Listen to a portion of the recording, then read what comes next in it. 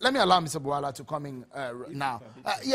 Quickly, a lot of issues are on the table. Right. There was a report by the Vice President-led committee because NIA is not, it's been in the news for some issues. When the DG of NIA, former DG of NIA left, there were reports and recommendations made.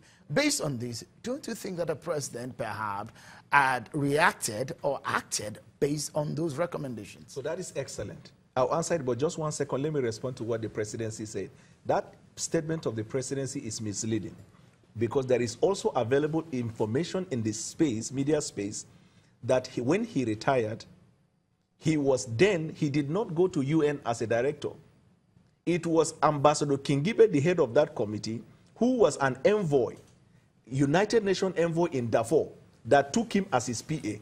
So if the government have document to establish that he actually went as a director and he went after he left, then that's an issue for them to put forward to the public space and then clarify so that they don't mislead the public. Now, but here lies the issue. The vice president was asked to look into it. Himself, national security advisor, and 1 or 2 other persons haven't looked at it. They made their recommendation.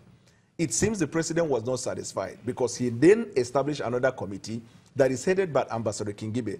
This Ambassador Kingibe, who heads the committee, then drafted him, who was his PA when he was envoy in Darfur, as the secretary of the committee. Isn't it intriguing? Isn't it questioning? Isn't it suspicious that at the end of the day, a member of the committee emerged as the candidate for that job?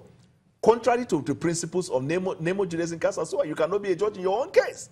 And let's even go to the recommendation of the committee. So you're insinuating that Ambassador Kingibe may have influenced the appointment of Mr. Rufai Abubakar? But it's obvious. You are the chair of the committee. You drafted for your former PA into the committee. The findings of the recommendation at the end of the day, you are appointed. It's just obvious. It goes without saying. But let me even tell what were even the recommendation?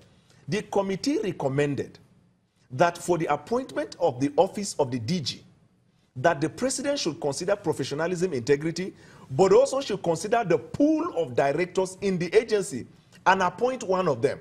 Then they concluded by saying that the most senior director in that agency should head.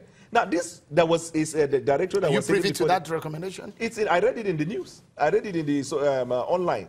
That's the information. So if the government has a contract, they should be able to say. But let me tell you, equity, fairness, morality will never permit a situation where somebody who acted as a secretary of a committee that is to review the operations of an agency then now emerge as the DG of that agency.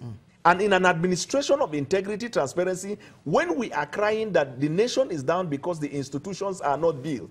Now, what is the reward? Like the way my friend said at the studio, what is the reward of a career servant or someone who has worked and has attained the level of directorship and somebody who was his junior? In most security agencies, not all officers get to the very top before they retire. But let me tell you, I did a research. America, England, Russia, and Canada regarding the vetting to appoint somebody into that office. I have not stumbled on any in which the person who was director was a junior to the people that were there. It must be a retired somebody who has attained a certain level. Even in the case where a politician is appointed. Is it not too late now because the appointment has been made? There's nothing that no, there is everything to be done. The president can retract, set up a committee, investigate circumstances surrounding all of the allegations in the media. There's going to be a third committee on this office alone. But the Constitution also empowered the National Assembly, where the executive is violating certain principles, to form intel committee that will investigate, call all the relevant parties, look into the document, because this is going to be a serious problem internationally. Let's quickly allow Dr. Uche Diala to come in on this now. As it stands right now, is it a tough one for the president if there is a clamor or there are allegations or controversies over this appointment? Do you think the president should do something on this, or what are your thoughts?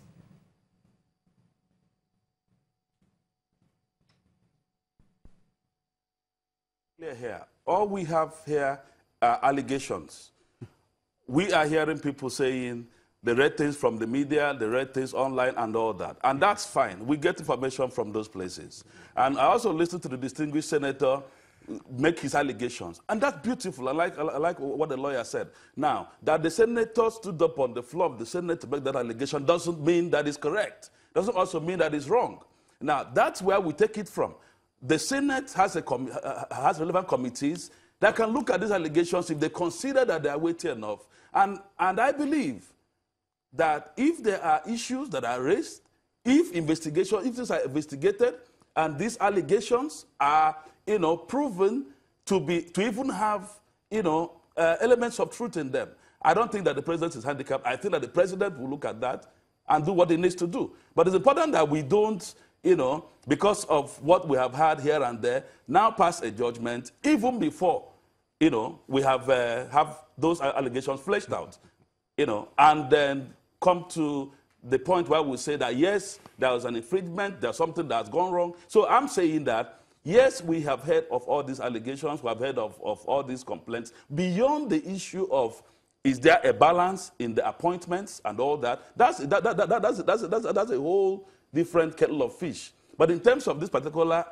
appointment, I agree that if there are issues that have been raised, they should be properly and objectively investigated, and if there's meat to it, then the president should be made to know, and I'm sure he will going to act on it. That's my take on it. All right, we take another break. So when we come back, we're still going to be talking about the presidency and stuff that happened around there. So when Aisha Buhari, the wife of the president, speaks or tweets, there seems to be always a takeaway. Our next focus when we return, everyone.